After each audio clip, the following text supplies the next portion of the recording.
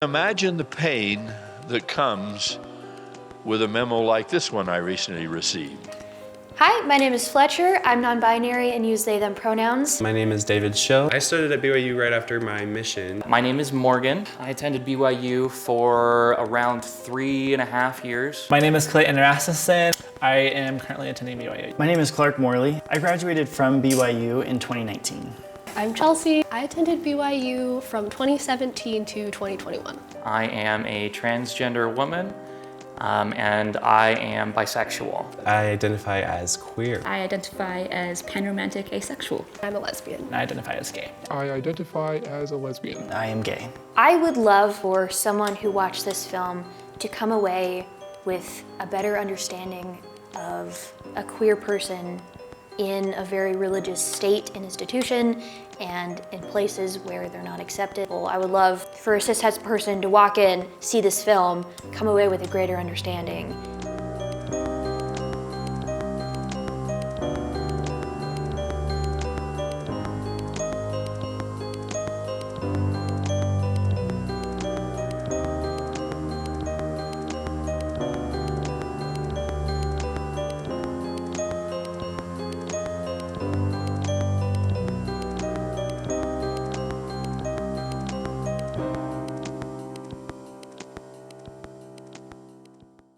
It's interesting, the question of why someone chose to attend BYU. I kind of feel like a lot of the time it's not a choice. I really enjoyed all of my classes. I enjoyed academic aspects of BYU. I saw successful, confident, happy people who went to BYU, and I wanted to go to BYU. The tuition is really low, and I got a scholarship, which was amazing. And the music program is really, really amazing. They have like world-class teachers. I'm a first-generation college student, and I come from a very economically disadvantaged background. Like, as much as I hate to say it, BYU is the thing that's allowing me to go on to grad school. It's allowing me to, like, be economically safe. It doesn't make sense for me to leave an entire university and community and housing area and music program just because they don't want me there.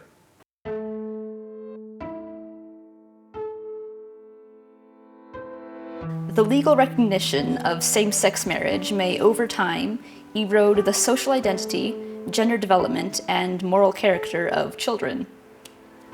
This felt a little hurtful to someone who is queer and who knows a lot of queer people who are very kind and who, I think, don't deserve that kind of branding as being dangerous to children. It's taxing going to BYU and just hearing all these things, telling us that we can't date and the fear of being kicked out. Like, it's very taxing to be there. It takes a lot of energy just to keep going.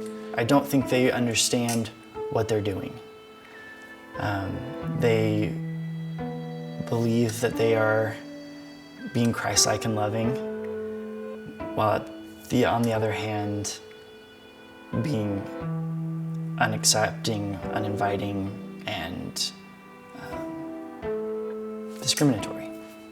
I have hopes to find love and have that love be eternal. And that is what Marriage in the Temple is focused on. I want to be in a healthy, happy relationship. I want to raise children that are moral and have good values, just as the church would want a heterosexual couple to raise, but I want to do it with a man.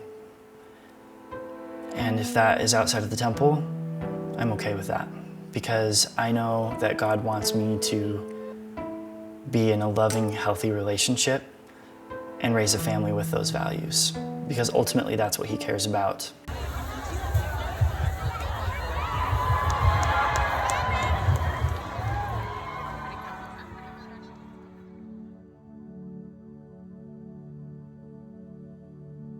This month has been really hard for me because I've had to suffer the loss of the religious tradition I was in. I'm losing everything in a lot of ways. My beliefs were so coupled with every aspect of my life that when someone loses, that belief, it kind of breaks everything down and we have to start it at square one again.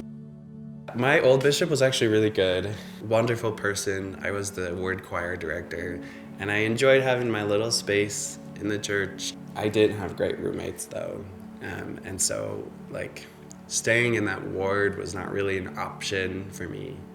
BYU, in a lot of ways, at least allows for that kind of behavior to happen, because I know I wasn't going to report my roommates for sexist or homophobic things that they say. I wasn't going to report them for that because they had a one-up on me. They could report me for dating. I feel like BYU is not respecting me as a person and not respecting me as a queer individual. They create an atmosphere where it's okay to be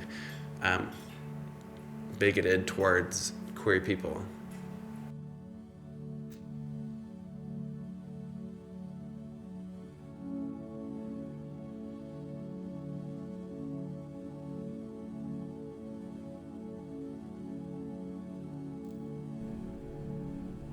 I started medical transition 7 months ago yesterday.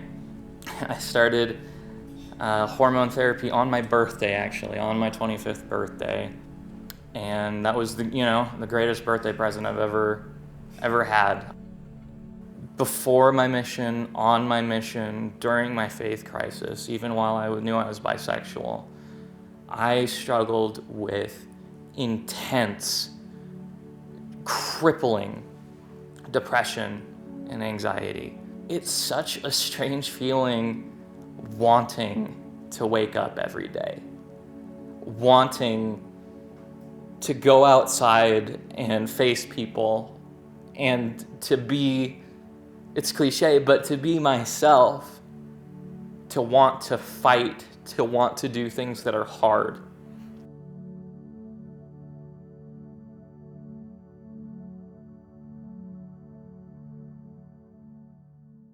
Some students did supportive chalk art on BYU property, and rainbows and flowers and messages of support.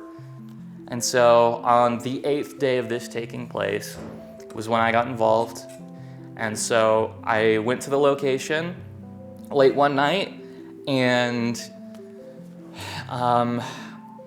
for the first time I met other people who were either at BYU or had gone to BYU who were like me, who were LGBT, who were queer. I ended up staying, all night till the sun went down and just having conversations with just random strangers.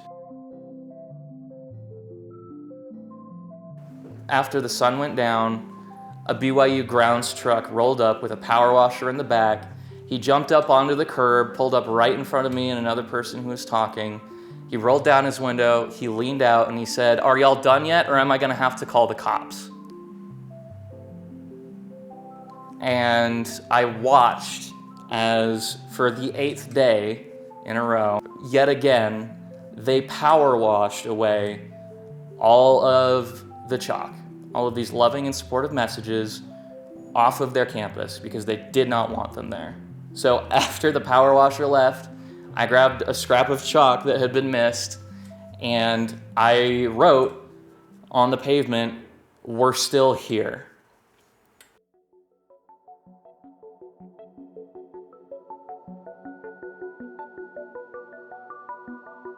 BYU would be a better place for queer people if they actually allowed a queer club or organization to take place on campus.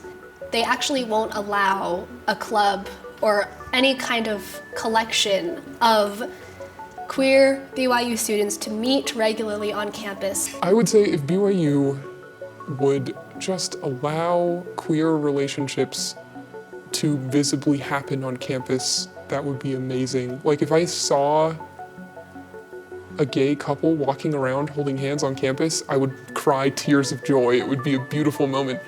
I can see myself staying at BYU, and I hope that Me going to BYU can help support and show you that there is a path. I would love to stay in the church with my spouse, my husband. This is who I am, and it's not going to change.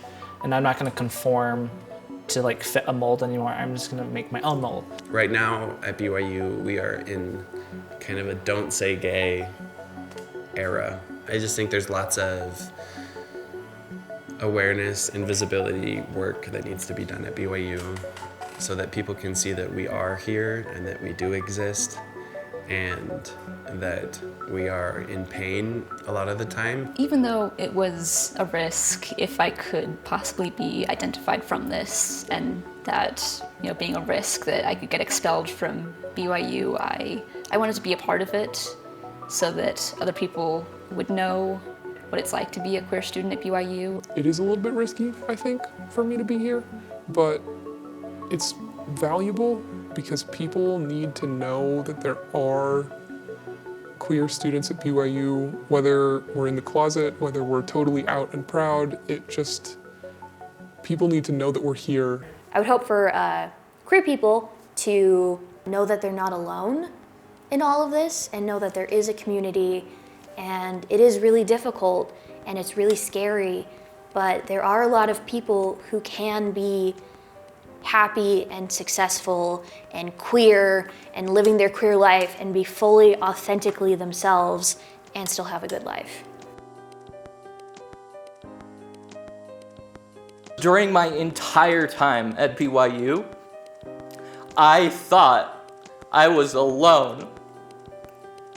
But that first day that I showed up on Pride Corner, I realized that there were hundreds, thousands like me that had come before me, that were already there, and that would come after. And if we could do just one thing, if we could let them know that they were not the only person on campus, that they were not alone, then that would be enough for me. Accepting this about myself saved my life. There's no way that this is wrong, because I wouldn't be alive today if I were not able to be who I am.